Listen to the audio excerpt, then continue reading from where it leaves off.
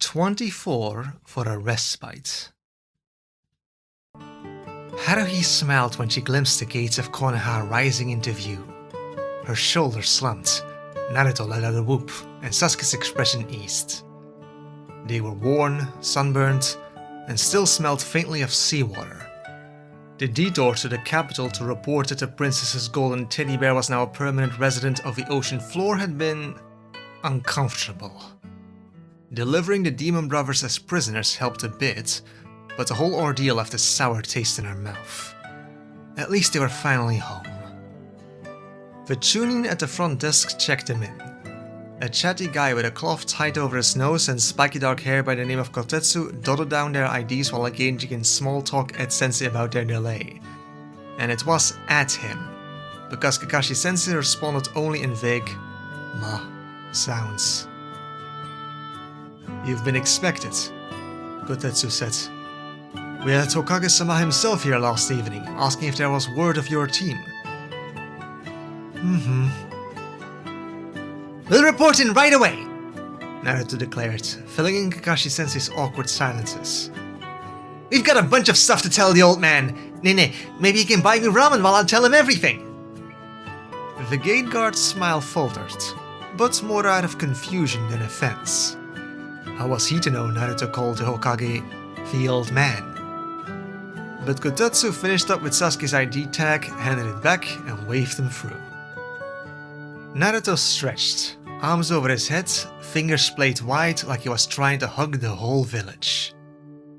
I miss this smell. I didn't know before I left that nowhere else smells like home."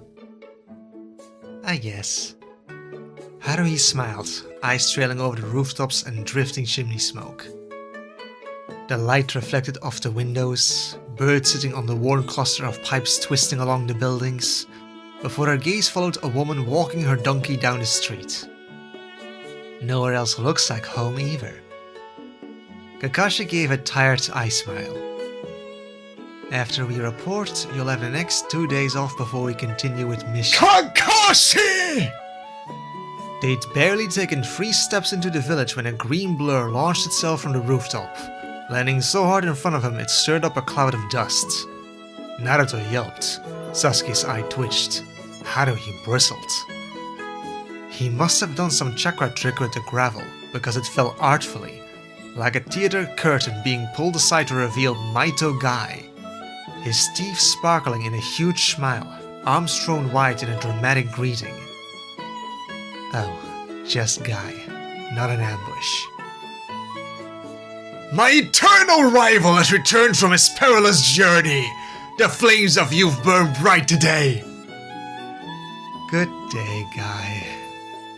Kakashi-sensei sagged, as if just being in the presence of someone so upbeat exhausted him, and was making up for Guy's enthusiasm with extra hunching. Haruhi folded her arms, glancing between them. So they knew each other? Eyebrows. Naruto gawked at the Jonin, transfixed by his most prominent feature. Those eyebrows are incredible. But next to come falling out of the sky was Lee, who landed in a smooth crouch, and skipped up next to Guy with equal fervor. More eyebrows! Naruto exclaimed. The eyebrows? No, Haruhi was far more distracted by Lee's hair. His ponytail was gone. He'd cut his hair short, styled it to a bowler cut, and it didn't stop there. He was wearing matching green spandex and orange leggings too. Lee no longer looked like Lee, but like Guy Sensei Jr. If he didn't seem so joyful, Haruhi would have asked if he lost a bet.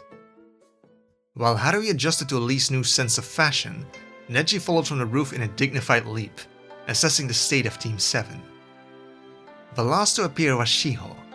She halted at the edge of the roof, red in the face, glasses slightly askew, panting, but when she noticed them, she beamed. Haruhi! Shiho leapt from the roof to land noiseless and rushed forwards. Hi, Shiho! Haruhi met her in a hug. Shiho was warm and clammy from training, but Haruhi was dusty and travel-worn too, and had no room to judge. You were on a mission! Lee exclaimed. What gave it away? Haruhi asked sarcastically. We came back about 3 seconds ago. It seems we are the welcome committee then, Neji concluded. I expect everything went well? Shiho remarked. Haruhi scratched the back of her neck. It went pretty badly, actually. You failed, Neji said. His lips flickered as if he was holding back a smile. At a C rank. At once, the warmth of homecoming evaporated, and Haruhi's hackles rose like a tide. She struggled, her face growing hot, unable to explain without making it sound like a bunch of excuses. But then Naruto jumped to her defense. Hey, it wasn't Haruhi's fault! Sure, she had the golden statue when it got stolen, but Haku had that freaky ice trick, and she almost drowned! Then we were trying not to get killed by Zabuza, who is one of the 7 swordsmen of the mist. And then those irritating demon robbers were trying to kill Tazuna, and Team 10 needed help, and it was really damn tough. What? Even Shiho's genius couldn't untangle Naruto's word vomit of disjointed details. Neji looked down his nose at Naruto. And you are... I'm Uzumaki Naruto! Don't forget it! Neji had no reaction except a rise of his left brow. Right. Haruhi placed a hand on Naruto's shoulder, pulling him back gently. Grateful, but slightly awkward. It wasn't just that Naruto stood up for her, but maybe because it was so unprompted. Even if he went about it in the most embarrassing way, he was so much. It was also just really, really kind. They are the students of my eternal rival, Guy told his team. No way! Naruto turned sharply to Kakashi-sensei. Your eternal rival is Bushier Brow Sensei? There was a long pause where Sensei peered from Naruto's disbelieving face to Haruhi and Sasuke to Guy. Yes. Naruto gaped, struggling to accept it. After all, 2 people with less in common was hard to find. Guy had frozen when a slow, reverent hand rose to his chest. Indeed. His tone was wearily tight and lips wobbly. Was he holding back tears? Is he okay? Naruto whispered to her. Haruhi had no idea, so instead she pivoted the topic by introducing the rest. Naruto, you haven't met most here, have you? That is Hyuga Neji, she said. You know Hinata from our class? Yeah, the quite weird girl. Neji is Hinata's cousin. Haruhi rushed out before Naruto could put his foot further up his mouth. We used to be classmates before I joined our class. That over there is Rock Lee, and this is my friend, Shiho. Their sensei is Maito Guy. They've been getting for a year now. Lee leaned forward, eyes sparkling, but Shiho, still overwhelmed, whispered to Haruhi, I didn't catch everything Naruto-san said earlier, but did you almost drown, Haruhi? Or did Naruto-san? Both, Sasuke muttered dryly. Shiho hadn't realized he was listening, and gave him a stiff, curt nod. Sasuke returned it with the exact same level of polite frostiness. I didn't almost drown, Naruto protested. Then why did I dive after you? Sasuke asked, brow arched. Did you just feel like sinking? Naruto gritted his teeth, face going red. Only because, you know! Sasuke smirked, but didn't push back. Neji's gaze flicked to Sasuke, assessing him with quiet Hyuga precision. So you're Uchiha Sasuke, Haruhi's genius cousin. I hear you made Rookie of the Year. Naruto grumbled. Why does everyone think Sasuke is so cool? Yeah. Any warmth slipped off Sasuke's face like it was never there as he turned to Neji. And you're some Hyuga? Haruhi held back a snort. Sasuke knew perfectly well who Neji was. He'd heard way too much complaining from her to be unaware. But that was just a perfectly understated reaction.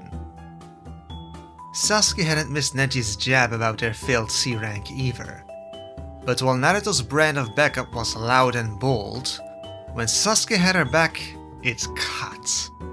Effortlessly making Neji sound as insignificant as the Hyuga had a knack for making everyone else feel. Giving nothing away, Neji folded his arms, cool and assessing. Sasuke met it without blinking, a quiet challenge.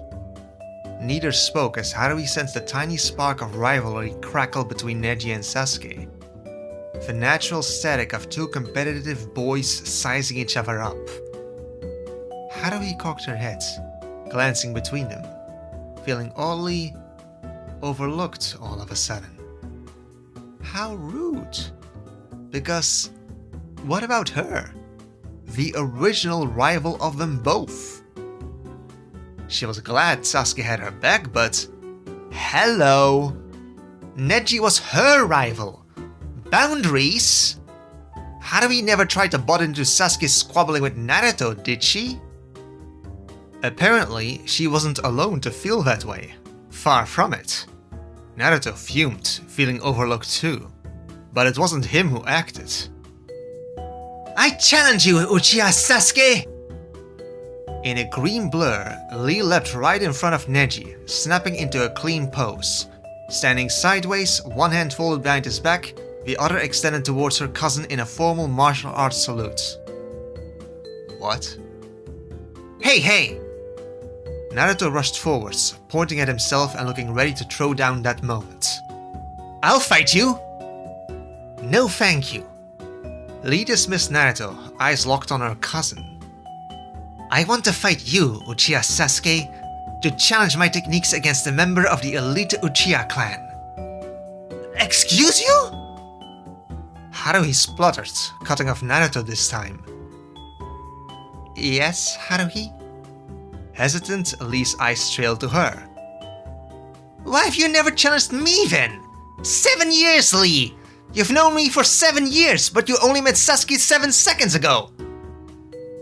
It wouldn't be very gentlemanly. Oh, for the love of... Haruhi snapped. There are no gentlemen amongst ninjas! Sasuke smirked like she had a point, but Neji scoffed. Maybe your sample size is limited. That was rich, coming from the guy who once dunked Haruhi headfirst into a mud pit during an academy spar. A hand ruffled her hair, and Haruhi glared up at Kakashi-sensei. Alright, we don't have time for that. We still need to report. Gai-sensei nodded importantly. Of course! Reporting is a crucial part of our duty to Konoha! Lee saluted so sharply it made Naruto jump. They will reschedule our match, Uchiha Sasuke! I didn't agree to a match, Sasuke muttered, but Lee had already turned to Gai-sensei. We must resume our training, Gai-sensei! Shio adjusted her glasses and stepped closer to Haruhi. Training tomorrow starts at 5, if you still want to come. Before Haruhi could answer, Lee leaned in with a blazing grin. You must join us! Your spirit will only grow brighter with proper morning conditioning!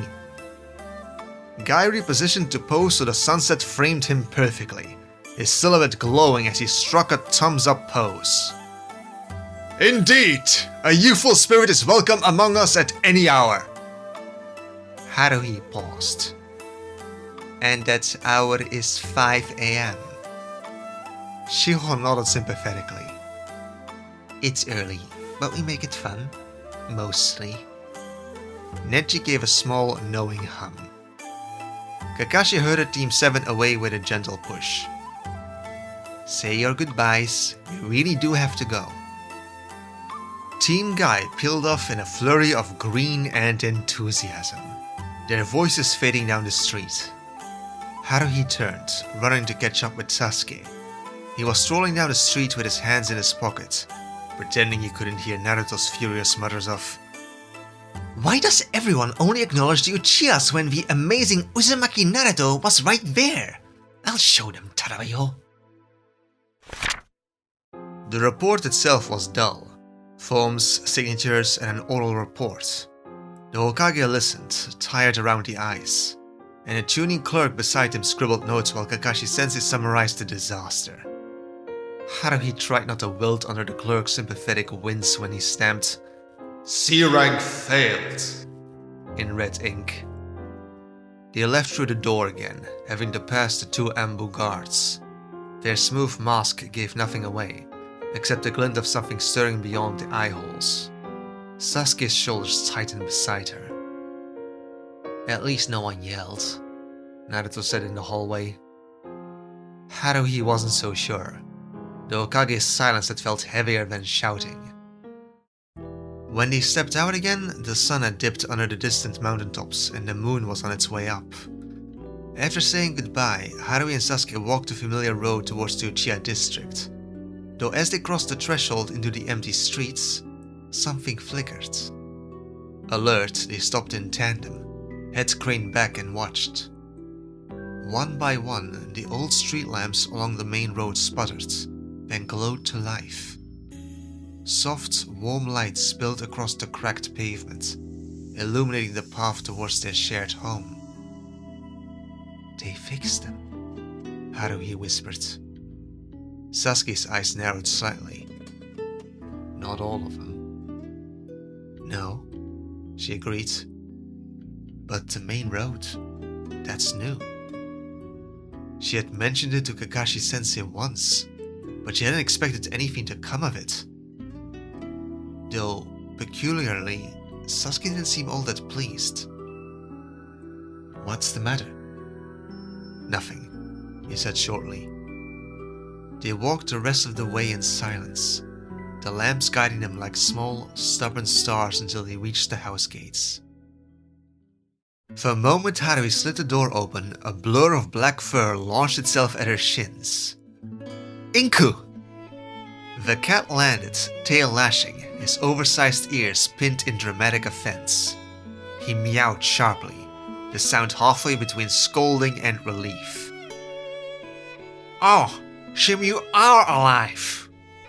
the cat snapped, offended. "We're only a week late," Haruhi sighed, crouching down. "A week, Meow could be dead!" Inku sniffed, tail swishing. "I was only protecting the house against intruders!" "I get it." Haruhi tried to scratch behind his ears, but he was still irritated and avoided her hand. "I'm sorry, Inku." "The fridge is nearly meowpty. I had to hunt like a back alley cat." I'm sorry. I'll buy you fresh salmon tomorrow." "Tomorrow?" Inku's tone made it perfectly clear that was far too late. "I'll order from a restaurant. Just give me a second to drop off my backpack and I'll go get it." "You are so whipped by a cat," Sasuke said, kicking off his sandals. "If the fridge is empty, then we don't have food either. Someone's got to go into town anyway." Sasuke rolled his eyes. "Sure." He stepped around her as he walked into the house. "Tell yourself that's why you do it." Maybe he had a point, but that didn't make Haruhi's logic any less sound. This solved 2 problems with 1 trip. Half an hour later, Haruhi returned with 2 bags of groceries. A grilled salmon bento for the cat, and spicy fish bento for the humans bought fresh from Inku's favorite Yakizakana stall. The peace offering worked, and Inku allowed Haruhi to pet him before he dashed off to devour his dinner, purring and content. Haruhi set the table unceremoniously, too hungry to care and driven slightly mad by the appetizing smell wafting off the boxes. While Haruhi hummed appreciatively from the first bite, Sasuke poked at his sawed-eat greens and pickled radishes, eating slowly, neither talking. Haruhi kept glancing at the window, struck by how familiar and alien it felt to see streetlights glowing after dark.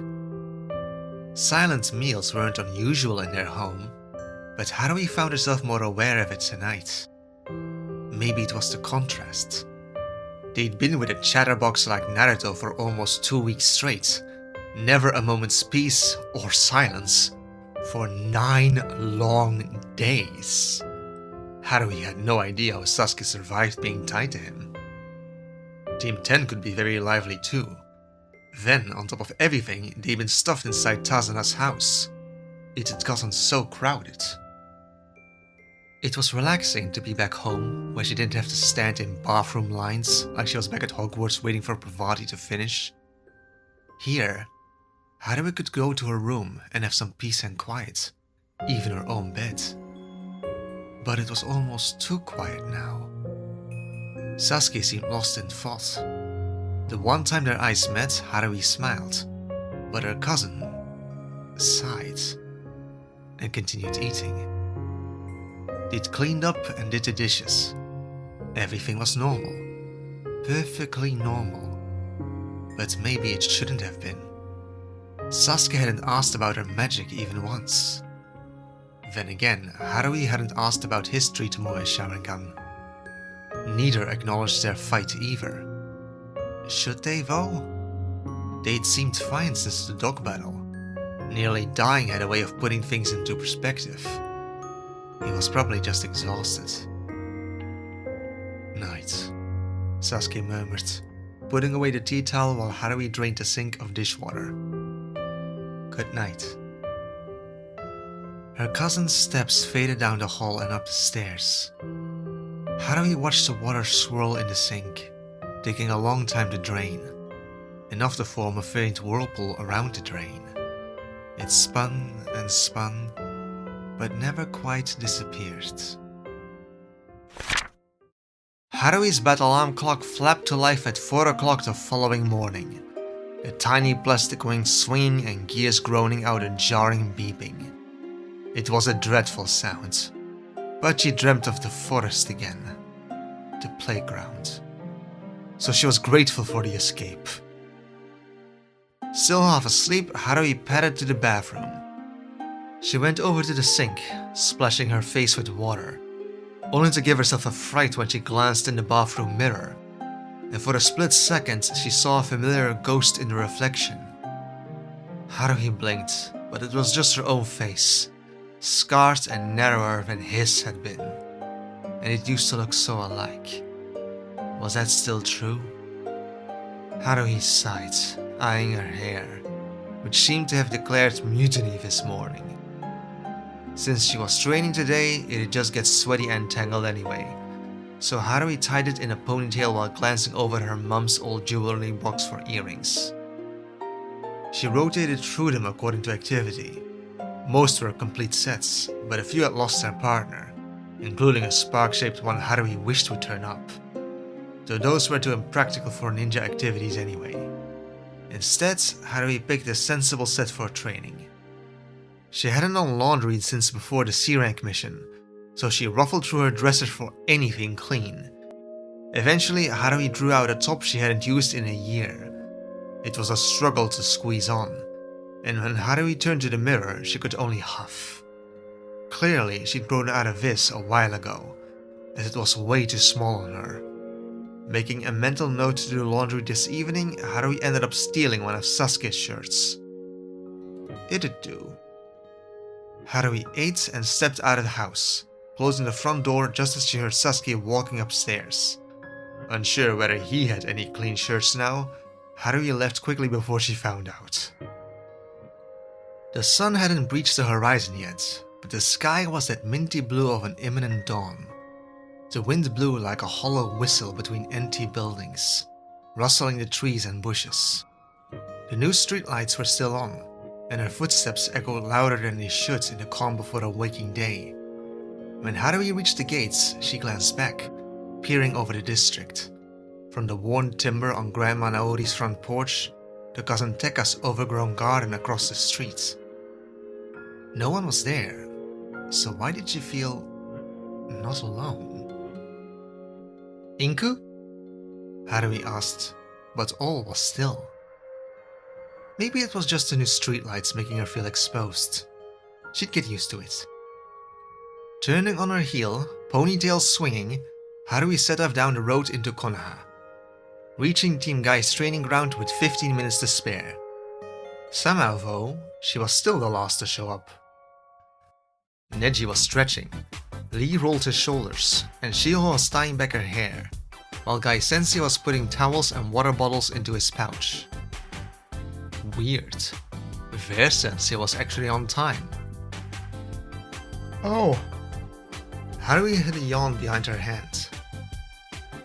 You're like everything my team isn't. Shiho rolled her shoulders. If only. Neji nodded to her, and Lee bounced forwards. You came! Guy waved her forwards. Welcome! Let's greet the rising sun with our determination, hard work, and sweat! Harui winced. The intention was alright, but the phrasing was just so embarrassing. Why did he have to put so much emphasis on sweat? Come, honored student of my eternal rival! Thanks for letting me join you. And because she was the new girl in this setting, she bowed and added a customary, please take care of me. We will! Harui glanced between everyone, unable to shake the feeling of being out of place. The intruder to their team. It was weird. Somehow it was both familiar and alien to be training with Shiho, Lee and Neji. Once this was an everyday occurrence, but now it had been years, and things changed. Well then, Harui said slowly. What are we doing today? You're fortunate, youthful sunshine, because today is Endurance Day! Harui heard an exhale on her right, but when she glanced at Shiho, she looked perfectly normal. Today's program is straightforward, Guy Sensei explained. We'll warm up with a jog, then long distance laps, followed by interval sprints and light calisthenics. We'll end our session with a cool down walk. How does that sound? Like a thorough conditioning session? Harui answered it like a question. That's the spirit, youthful student of my eternal rival! Guy Sensei explained, the volume turning up alarmingly. He talked normally a moment ago. Yosh! Lee was right there, so in tune. It had not skipped Harui's notice that Lee was in the matching outfit today too. Was he that committed that the green spandex was his new norm now? Ha! Lee, you've gotten even more... More what? He asked, his smile expectantly sparkly. More strong? More tall? More, Harui concluded. Is everyone ready? Guy Sensei called. Yes? Then let's go! The dawn awaits! Lee made a little jump, shouting, To the sunrise! Despite Guy Sensei's encouraging attitude, there was zero room for slacking off. If Harui couldn't keep up, she'd be left behind. It was that simple. Not that it came to that. At this hour, before the village was properly awake, the streets of Konoha turned into Team Guy's personal training ground. The few people around were either other ninjas getting their morning workout done, or the occasionally early rising civilian. A baker paused on the way into his shop as they ran past. Morning! Guy Sensei called. Morning, Guy-san. The civilian waved back unfazed, as if this was a daily occurrence. You know a lot of people, Guy Sensei, Harui remarked. They know him, Neji corrected. Try to ask Sensei the name that bakery passed. Okay. Who is that guy? Guy Sensei gave Neji a sharp side-eye, but wasn't deterred. A wonderful baker who gives his full dedication to nourish the citizens of Konoha. An indispensable member of our community. His name's Tamon, Shiho panted. It's literally on the bakery sign, Sensei. Tamon's Bakery. We pass it almost every day. Lee vaulted over a fence just because it was there, startling an unsuspecting cat into a furious hiss. The other three took the open gate 2 steps away. Ah! My apologies, Cat-san! Lee called over his shoulder, and then, without missing a beat, he was right back at Guy's side, fire sparkling in his eyes. Guy-sensei is right though! Tamon's baked goods are excellent! Without him, Konoha could starve! Neji rolled his eyes at the melodrama. No, it wouldn't. Haruhi laughed, the previous awkwardness of feeling like she was intruding on their team dynamic shedding away. Sure, they were older and stronger now, but Haruhi still knew these guys. Maybe that was the strange comfort of childhood bonds. Years passed, people changed, but their course stayed familiar. And Haruhi felt herself falling back into step just like she had years ago. You train together like this every day? Almost! We do unless we have a mission, but we're on a strict schedule, Lee confirmed. The village blurred past in early morning colors. Their footsteps drummed against the pavement. That's useful if you're entering the tuning exams, Haruhi said. Shio mentioned you might go. We are entering, Neji confirmed between breaths. Maybe I will too. You won't, Neji said, not with any taunt, just as a fact. That might have made it sting more. I can do it, she snapped, almost missing a step. You're on a rookie team, Neji dismissed. In peacetime, rookies aren't nominated. It's been 12 years since a rookie team was nominated. You don't enter fresh off the academy bench. It's not the point of it. Guy Sensei backed Neji up. You need to learn how Konoha Ninja's forces operate before you start climbing the ladder. Turning lead teams into missions. Trusting that responsibility to someone who's hardly been on any is counterintuitive. No. Give it a year. Soak up the knowledge and teachings of my eternal rival Kakashi. You are blessed to have his guidance, youthful blossom. It will be the best year of your life. I'd love to have more guidance, Haruhi said under her breath. That's not really Kakashi-sensei's style of leadership, though. Then what style of leadership does he have? Neji asked, lengthening his strides. A different one. Haruhi increased her pace too, her words coming out a little uneven. We don't train much. We go on missions, and then we do catch-up training if the mission needs something we don't know. What do you mean? He wondered, missing the nuances. He trains you then? Yes, she said, maybe a little too sharply. He did train them, but so far those lessons always felt a little late. That was very typical of Kakashi's sensei. He showed up, but always late.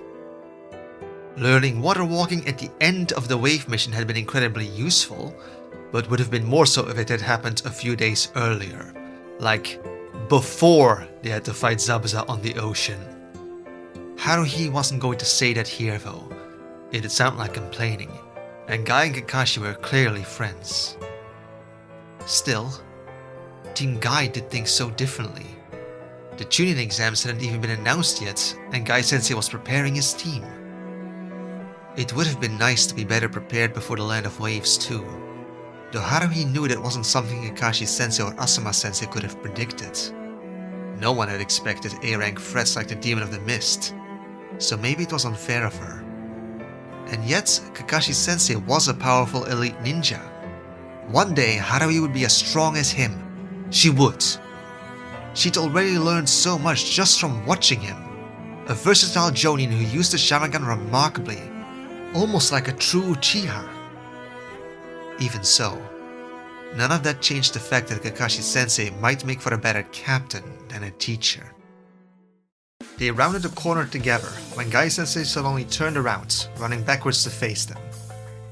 Yosh! Fantastic work, everyone! We'll do the rotation baseline next!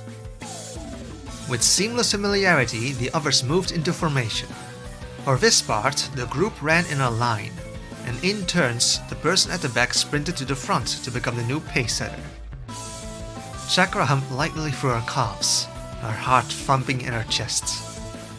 Every minute, someone surged forward. Lee in a green blur, then Neji with effortless precision, then Guy with theatrical flourish. When it was Haruhi's turn, she pulsed chakra through her body. Not quite a replacement, not a full jutsu, just as much enhancement as she could manage, and then she shot ahead. "Wah!" Shio exclaimed, unprepared. With a belly-deep laugh, Guy Sensei sped to catch up, the others falling behind until it was Shio's turn to be the pace setter.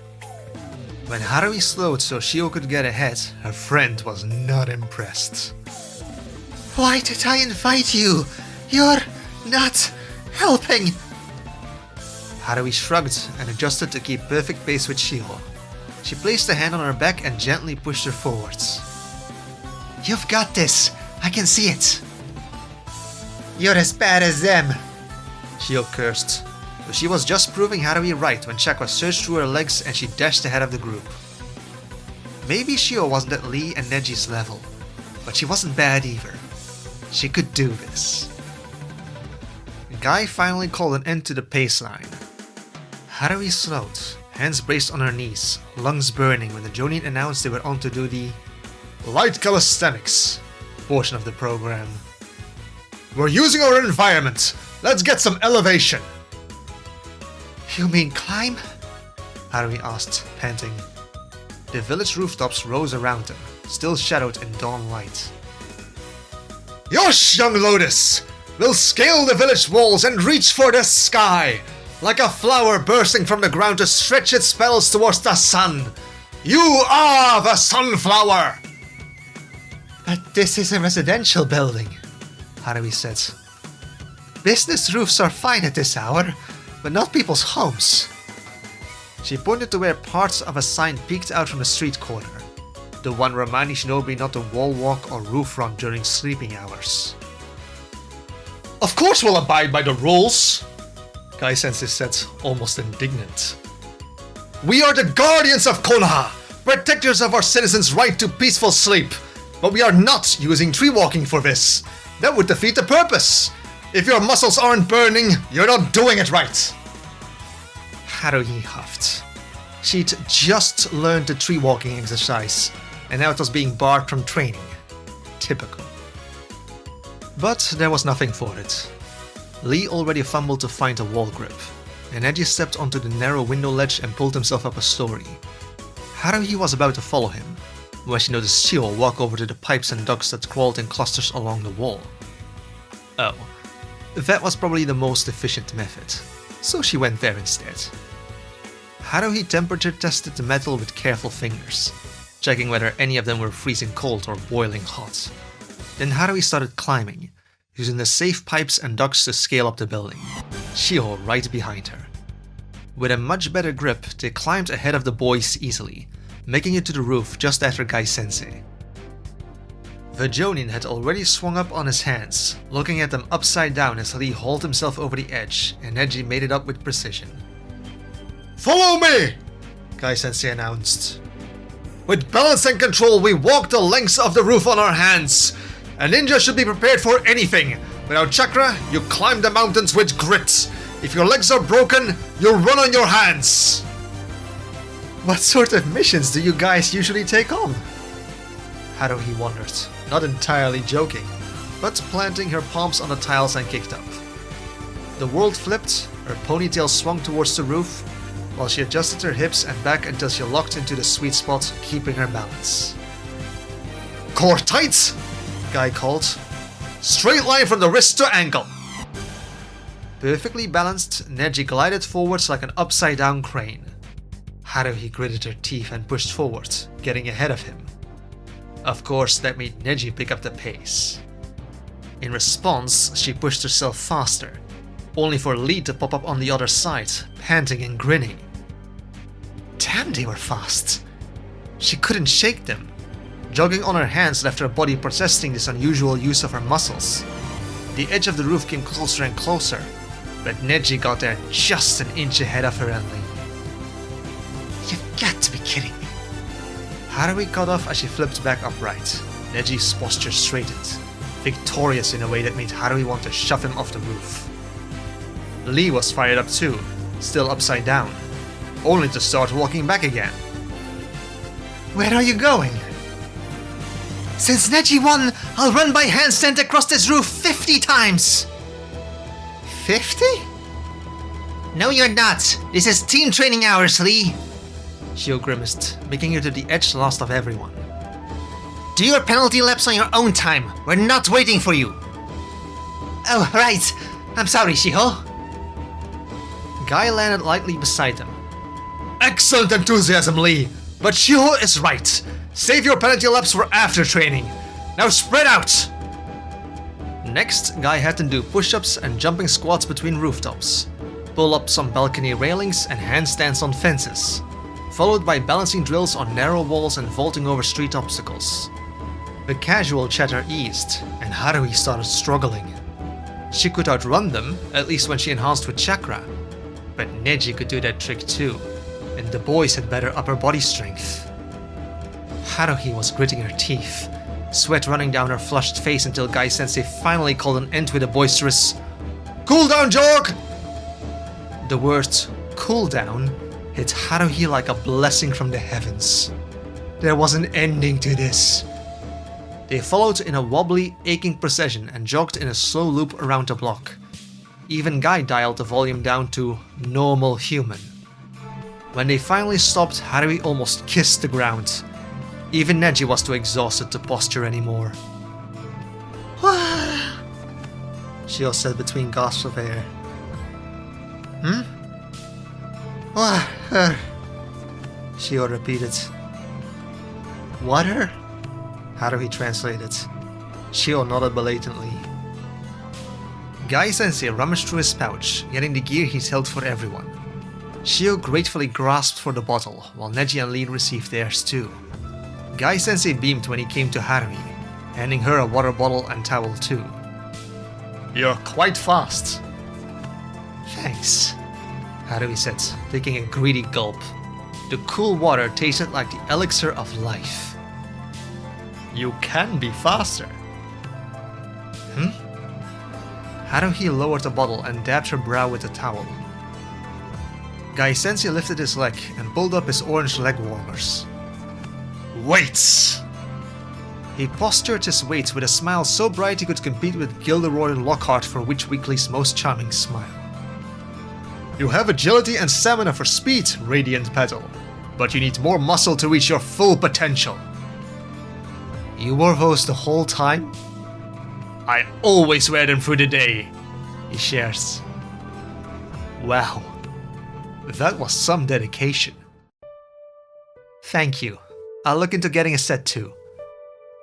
No problem, youthful blossom! Haruhi smiled, bemused he kept calling her those weird nicknames. You know, I'll go look now. The store should be opening soon. You should!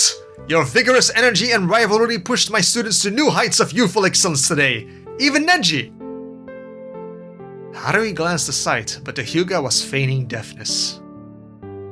You should join us another day too! Guy Sensei glanced back at his team and dismissed them with a proud thumbs up. Rest well, my youthful students! Shio staggered to Haruhi's side. If I sit down, I'll never get up again.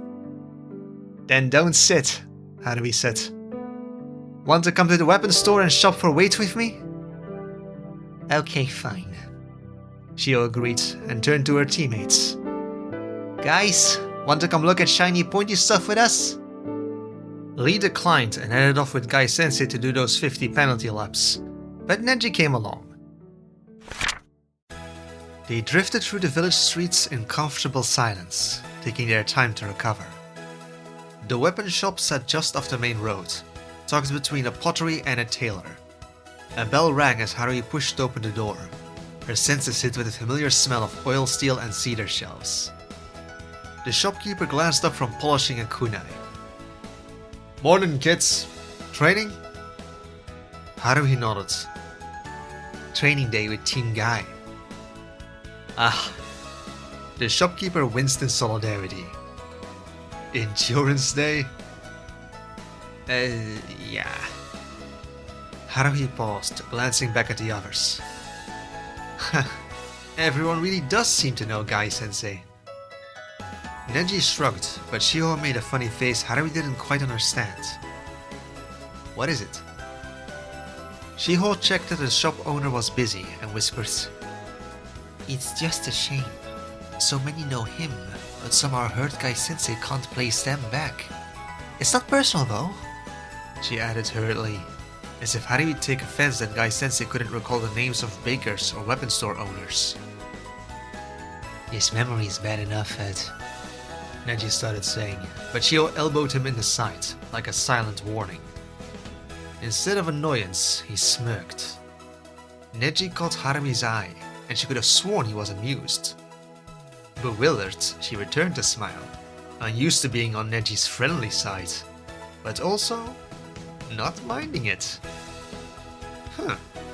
Would have thought not constantly competing to one-up each other could be sort of relaxing. Haruhi headed to the back wall to check out the training gear display. Rows of weighted bands, vests and ankle wraps hung neatly in ascending order of "How much do you hate yourself?" She picked up a pair of standard shinobi ankle weights and tested the heft. "These seem fine." "Those are the beginner ones," Neji said loftily, his attention caught by a tanto. Reflexively, Haruhi almost put them down. But no, that was silly. "Good. At this I am a beginner." Still, it wouldn't hurt checking out the mid-range set for comparison, right? She picked up the mid-range set and flipped the tag over, reading, "Certified by the Academy for safe use on all limbs. Recommended by 3 out of 4 taijutsu specialists. The 4th is recovering. Warning. Do not strap around neck unless supervised by a jonin or someone with a strong moral compass." Who was daft enough to put this around their neck? Shiho leaned in, squinting. "That can't be right. You could choke." "Lee tried it once," Neji said, busy testing the balance of the tanto. "He did?" Shiho spluttered. "Wait, why am I surprised? Of course he did. When? Why?" Half a year ago. Lee said it would improve his posture." Haruhi stared at the weights, then, because she was tired, curious, maybe even slightly delirious from dehydration, lifted one and looped it around her neck like a scarf. "Haruhi, no!" Shio's protest broke into laughter at just how stupid it looked. "Oi, if you choke, it's on your head!" the shopkeeper called. "Yeah, quite literally," Haruhi quipped, snickering and feeling silly. She waved the warning away as Neji put away the tanto and came over. "Hey, like this it's not too bad. Feels like a weird hug, though. Oh, do you think someone's used these to choke a guy out? If you just tighten the straps here..." Haruhi reached for the strap, but Neji's hand clamped over her wrist, as if he genuinely believed she would. "If you test that out..." He left the end hanging in the air, a silent, "I will lose any remaining respect I had for you." Ha! As if he had any to begin with. Haruhi struggled to hold her glare, fighting back a grin. "What kind of moron do you take me for?" "The impulsive kind," Neji said with a straight face. With a put-upon huff, Haruhi removed the weights to strap them on more appropriately around her wrists.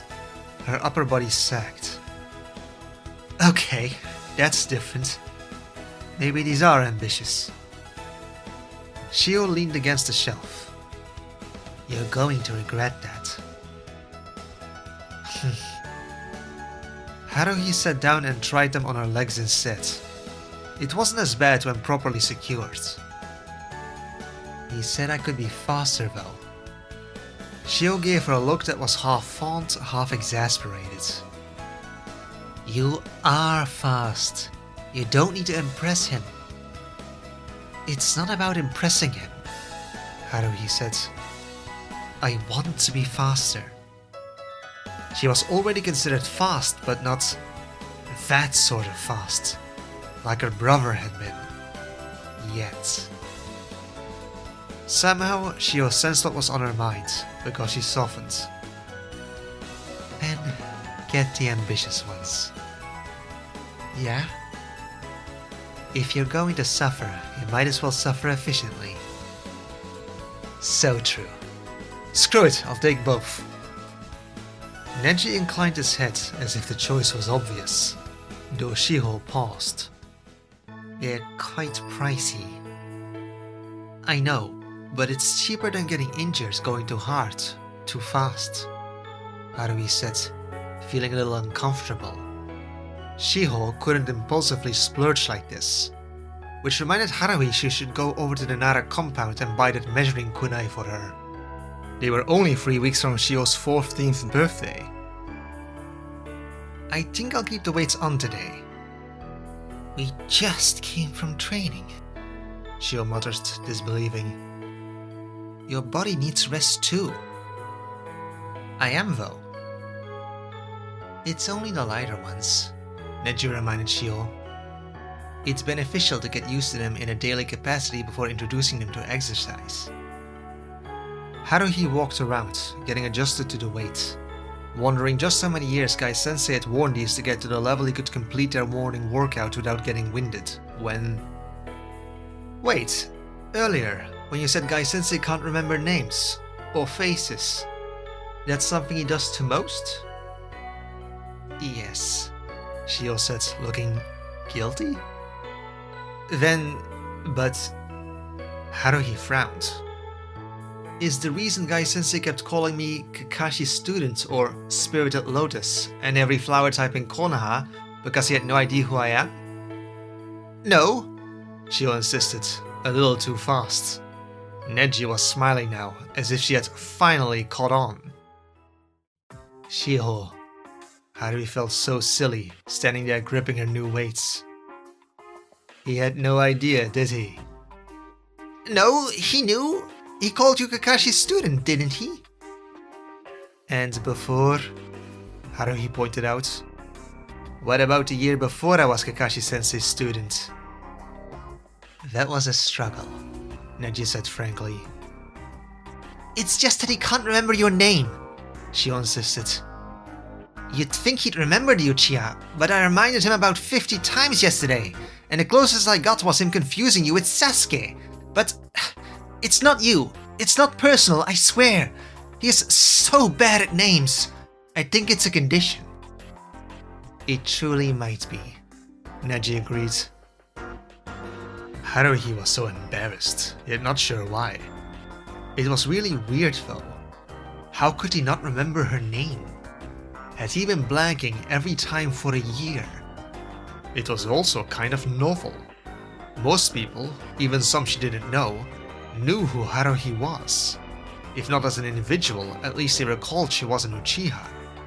Thinking back though, Haruhi didn't think Gai Sensei had called her Uchiha either. Only about the entire flower bio of Konoha. She'd had a period where she'd felt invisible after the massacre, but this wasn't the same. Even if he couldn't name her, Gai hadn't made her feel invisible. No. For most of her life, as Holly Potter and now as Uchiha Haruhi, she'd had a recognizable face, or at least recognizable markers. So this was new. Instead of being overly recognized, Gai was just overly forgettable. Haruhi couldn't help it. She laughed. A tired, incredulous little sound that shook loose the last of her embarrassment. Fine, she said, gathering up her purchases. But tell him I'd rather he stick to Youthful Lotus instead of Radiant Chrysanthemum, alright?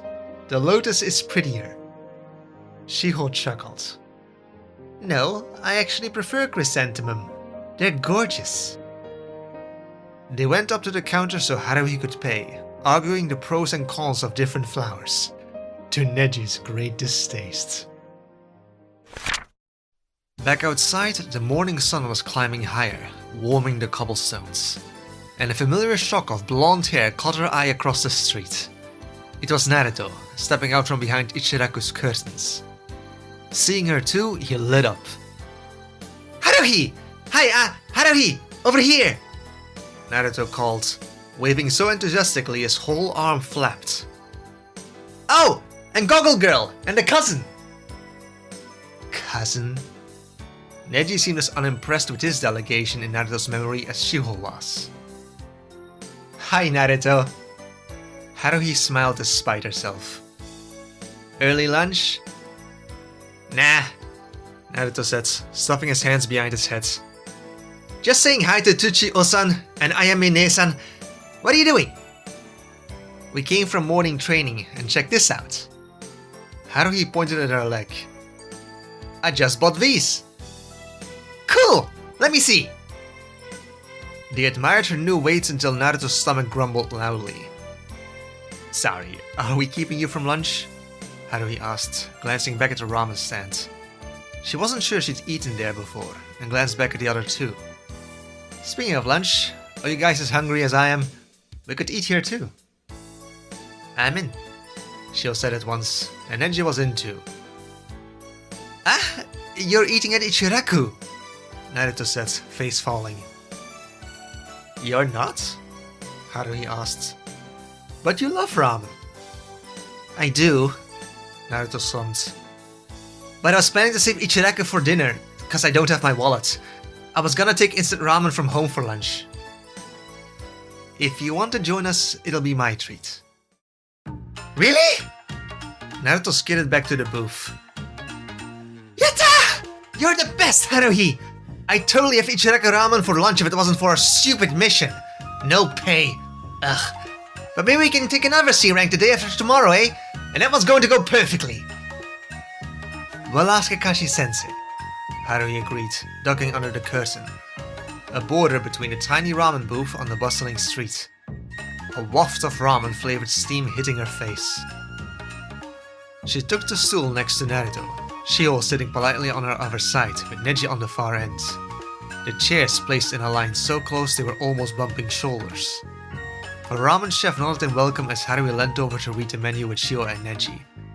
Unlike Naruto, who seemed to know the menu at heart already. "One miso chashu ramen, Tsuchi-osan! Extra pork!" "I'll have the choyu ramen with corn and extra eggs. Thanks." Shio rattled off curtly. It could have sounded rude if it didn't come across so orally and efficient. "I'll have a bowl of tonkotsu ramen," Neji decided. "No extra toppings." I'll take the Shio ramen with extra vegetables, please," Haruhi ordered, getting out her wallet. "Does it come with soft-boiled egg?" "It does."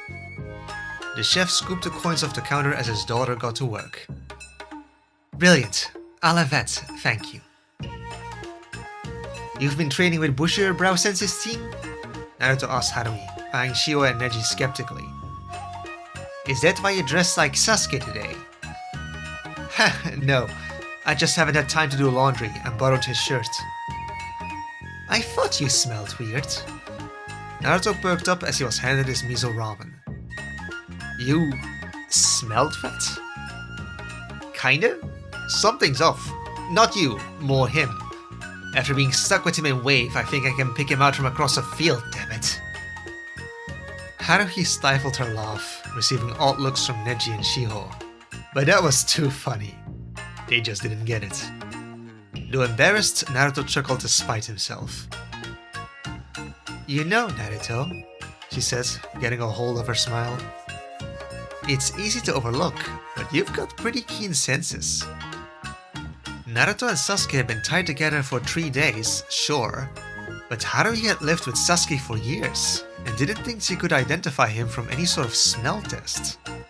Maybe her nose was just really bad, but it wasn't the first time she noticed Naruto just noticed stuff. Even if he didn't seem to always think about what he was doing. "Ha! Thanks, Haruhi!" Naruto preened. "Him?" Neji asked, disbelieving as the rest of them received their ramen served too. "Yeah, there's been some innate stuff that's caught my attention lately," Haruhi said.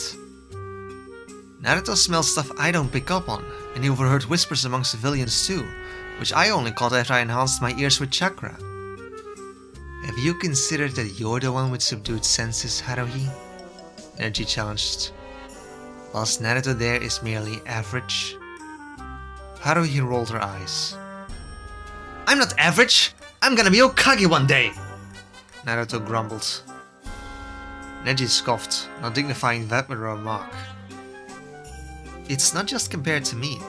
You should see how fast Naruto heals. Even Team 10 was baffled at that. When adding everything together, the list was longer than Haruhi expected. A week ago, Naruto was full of senbon. He looked like a hedgehog. We thought he was dying, but a few hours later he didn't even have a scratch. And you've got so much chakra too. How much he wasted during the tree walking training, and how little he registered it, was an eye-opener too. You see, Tochi? Naruto leaned towards the ramen chef. I said I was great on my mission! I told you! See, how do I say so too? The chef laughed. You did! So how are you the dead last again? Haruhi teased, deciding to take Naruto down a peg before his ego inflated his ramen scent into the air. Oh, right. You were off doing pranks. Hey! Naruto pouted, pointing at his headband. I am a ninja of Konoha now! I'm not like that anymore! No, fortunately. Haruhi chuckled. You haven't ditched a single mission. I worried you would, with how much you used to skip class. I can't do that! I'm gonna be the next Hokage! So what do you say, Haruhi? Wanna buy the 5th Hokage another bowl of ramen? Sure, as many as you want. Naruto's eyes widened. His smile could have powered the entire village. For real? Go ahead. I said it's on me, didn't I? He could demand her brand new weights too, and she'd give them happily. Naruto had taken a really bad attack last week that had been intended for Sasuke. Naruto was fine now, but Sasuke might not have been. Her cousin didn't have any mysterious healing abilities. I'll have another miso ramen! Make that 2! Wait, prepare 3! Keep them coming! Haruhi took a second portion too, eating at a normal pace, while Naruto ate and kept eating. Bowls stacked up next to Naruto to a worrisome height, much higher than she'd expected when she made the offer. Haruhi peered into her near-empty wallet, swallowing. Her stomach dropped faster than Naruto's next bowl. Shio leaned in. How much do you have? Not enough, she hissed. What do I do? Will Tochi-san think I'm dining and ditching if I go get money from home? I can go to your house and get it, Shiro said, already standing. I've paid mine already. Thank you. Haruhi handed over her house key. I'll be back soon. Naruto smacked his lips, too busy enjoying his ramen to notice Shio leaving until a moment later. Hey, where's Gold Girl going? To get some stuff from home. Unimpressed by the scene, Neji shook his head. Why are you letting him take advantage of your finances? For that matter, why are you entertaining his delusions? He asked. Fostering false hope is just cruel. Only someone born to be Hokage will achieve the position. It's destiny, not choice. Haruhi turned slowly, and Naruto leaned forwards, trying to look past her at Neji. I'm not delusional, and I will be Hokage! He bristled. You're the delusional one! Neji didn't even look up from his ramen. You can't change destiny. The Hyuga's dismissiveness was getting to Naruto, but he gritted his teeth and said forcefully, Destiny doesn't get to boss me into anything. That's merely a lie you tell yourself. It defines everything. The world, the people, the system, our limitations. Which is why ambition without talent is meaningless. It's not! Naruto was finally getting worked up. It had taken a little longer than Haruhi expected, but you could see where this was going now. I work really hard every day! What ninja doesn't? Haruhi sighed into her broth. Boys. Naruto jabbed a finger like it was a kunai. I'll prove you wrong! I'm going to be Hokage, Tadabayo! If only loudness was a qualification, Neji said, Fox disappointed. I'll prove it! I'll train harder than anyone! Neji's chopsticks clicked together, precise and dismissive. You can train your whole life and still never surpass someone born above you. Naruto's jaw dropped. That's the most stupid thing I've ever heard, bastard! It's reality. Try living in it. It's not! It is. It's not! It is.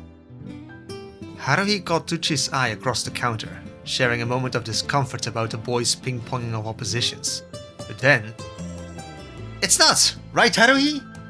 Naruto said, turning to her like she was supposed to be the tiebreaker. Neji cocked his head, his side-eye just as expected. Stiff and unsure, Haruhi glanced between them. It's not that Haruhi didn't have an opinion. She had one too many, and the words were caught in her throat. Because... why bother? Talking about that wouldn't go over well. When did it ever? Especially not with these two, the very extremes of opposite ends, neither willing to concede the other had a point. Was it even possible to talk about this frankly here? The only thing they wanted from Haruhi was her agreement, not her opinion. Instead of answering, Haruhi lifted her near-empty bowl and slurped up the broth, trying not to think of unheard prophecies. How Holly died, her second death, the cost of fate, nor the price of breaking it. No, not today, thank you very much. The boys gave up and focused on each other again. But it's not, damn it! Naruto leaned so far forward, Haruhi had to put a hand on his shoulder to keep him from tipping into her bowl. I'll change reality! I'll change everything! You're naive. Neji finally looked up, eyes cool and sharp. One day, if fate allows you to survive as long, you'll see. You can't change what you were born as. Even if destiny's real, I'll change it. Naruto's voice dropped, low and fierce. You just watch me. It's ready, Dochi said, sliding the miso ramen across the counter. Oh, my ramen! Naruto plopped down. Ah, this looks so good! I've gotta eat up! I need my strength to go train, then I'll be one step closer to the hat! Neji stared, startled at how abruptly Naruto had switched focus. Not that Haruhi couldn't see why. She was tempted to give Naruto an ultimatum. If he could only have one or the other, would Naruto pick ramen or the Hokage hat? At least his eating had slowed down. Naruto slumped back on his stool, patting his stomach, and it was then Shio returned too, bringing more than Haruhi's wallet. Hi Sasuke, Haruhi greeted. Oi bastard, where's the party? Naruto called. And why weren't we invited? Sasuke walked up to the street dressed like he was on his way for a New Year's celebration. Clad in his formal clan-coded juban, with a high, stiff collar that made him look like a tiny clan head. Which, technically, Sasuke might be, but he rarely looked it. Coming into the stall, Sasuke's attention paused on Neji. Neither were mature enough for a greeting, neither acknowledged the other even. Instead, Sasuke held out a pouch of coins like it was a mission scroll. I came to deliver this. Thank you. She took it. I asked Shiho to get it. So she was truthful about coming there at your request? I told you I wasn't trying to steal. Shiho said shortly, handing Haruhi back her keys too. She smiled apologetically, but Shiho remained perfectly stony. Yeah, so she was pissed. They'd never gotten along, but sending her over only for Sasuke to suspect Shiho of thieving was one insult too many. Sasuke shrugged. Better safe than sorry. She'd never. Shiho was just doing me a favor. I didn't know you'd be home, Haruhi admitted, turning to Tochi to pay Naruto's bill. She had just enough. I was going to train, but I got stuck doing laundry instead, Sasuke said, his gaze flickering to Haruhi's shirt. Oh, bummer. She eyed his updo and smiled sweetly, like butter wouldn't melt in her mouth. The formality clashed wholly with the casualness of the Ichiraku's ramen stand. At least he had something ceremonial to wear while the laundry dried. You do look very classy though. His eyebrow ticked, irritated. Everyone was done though, so they left Ichiraku with Naruto happily patting his stomach. Behind the counter, Tochi and Ayame bowed them goodbye, counting their profits and asking they come back soon. Haruhi went to duck under the curtain, but collided into Neji's back. Oof! Unhelpfully, he'd stopped rather unexpectedly. Even when she nudged his back lightly, he didn't move. Sorry, she muttered, sliding between the chair and the unmovable Hyuga to get around him. What's going on? It was Shiho who answered. It's that. Haruhi turned down the street and immediately realized what had caught everyone's attention.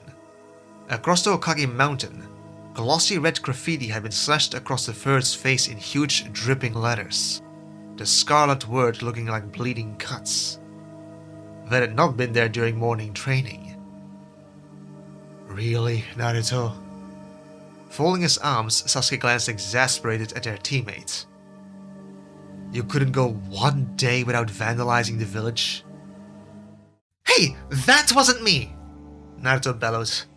I'm a ninja now! I don't do childish stuff like that anymore! He insisted, straightening his forehead protector. And I have way better craftsmanship than that.